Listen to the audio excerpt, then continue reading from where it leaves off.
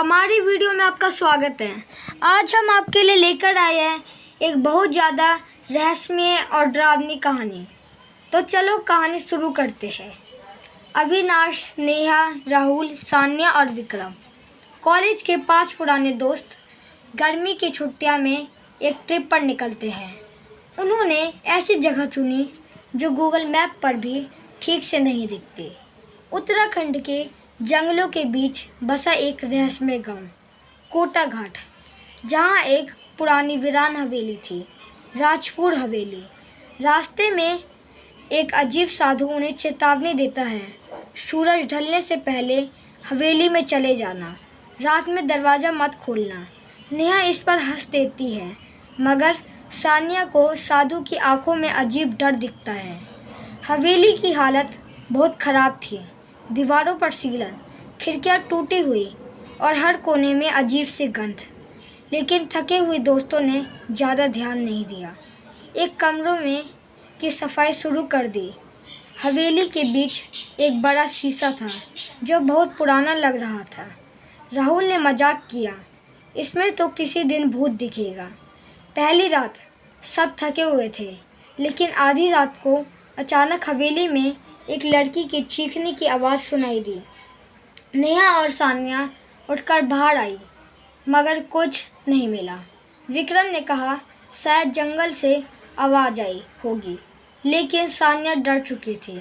अगली सुबह सान्या ने बताया कि उसे एक सपना आया। एक छोटी लड़की रो रही थी और कह रही थी, मुझे यहाँ से निकालो, मैं यहाँ फंसी हुई हूँ। विक्रम को यह दिलचस्प लगा। वह हमेशा ऐसी चीज़ों की खोज में रहता था। विक्रम को हवेली के नीचे एक तहखाना मिला। सब मिलकर वहां पहुंचे। अंदर एक पुराना शीशा, कुछ तांत्रिक चिन्ह और खून से सनी एक गुड़िया मिली। एक पुरानी किताब भी थी जिसमें किसी तांत्रिक का जिक्र था। उस रात के बाद राहुल का व्यवहार अजीब हो गया। वह देर रात अकेले उठकर तहखाने जाता और शीशा को घूरता। उसकी आंखें लाल रहने लगी। सान्या को फिर सपना आया। अब वो लड़की कहती है कि शीशे में मेरी आत्मा कैद है, मुझे बाहर निकालो वरना तुम सब मारे जाओगे। अब नेहा और अविनाश भी डरने लगे थे। विक्रम उस तांत्रिक किताब को पढ़ने में जुटा था।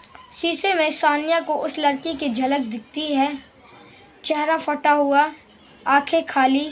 उसी समय राहुल अचानक गुस्से में आया और चिल्लाया, कोई उसे छूना मत, वो मेरी है। अब सब समझ गए कि राहुल के अंदर कोई आत्मा घुस चुकी है।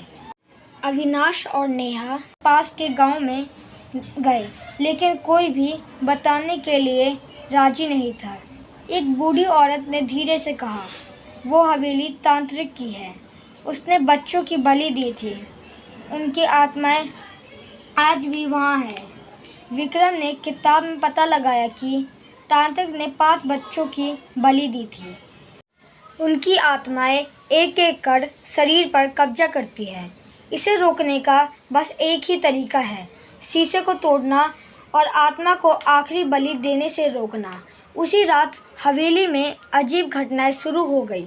दीवारों पर खून, फर्श पर कदमों के निशान और राहुल अब हवा में उड़ता दिखा। वह अब पूरी तरह आत्मा के कब्जे में था। शीशा तोड़ने के लिए सबने योजना बनाई, मगर आत्मा ने विक्रम पर हमला किया। वह बुरी तरह घायल हो गया, लेकिन उसने हिम्मत से शीशे के सामने खड़े होकर आग लगा दी। जैसे ही शीशा टूटा, एक भयानक चीख हवेली में गूंजी। हवेली की दीवारें हिलने लगी। राहुल बेहोश हो गया। वो छोटी बच्ची की आत्मा हवा में गायब हो गई। अगली सुबह सब हवेली छोड़ के चले गए। विक्रम को अस्पताल में ले जाया गया, लेकिन जब सान्या ने ट्रिप पे खींची फ़ोटो मोबाइल में देखी, एक फ़ोटो में हवेली के दरवाजे पर वही बच्ची खड़ी थी।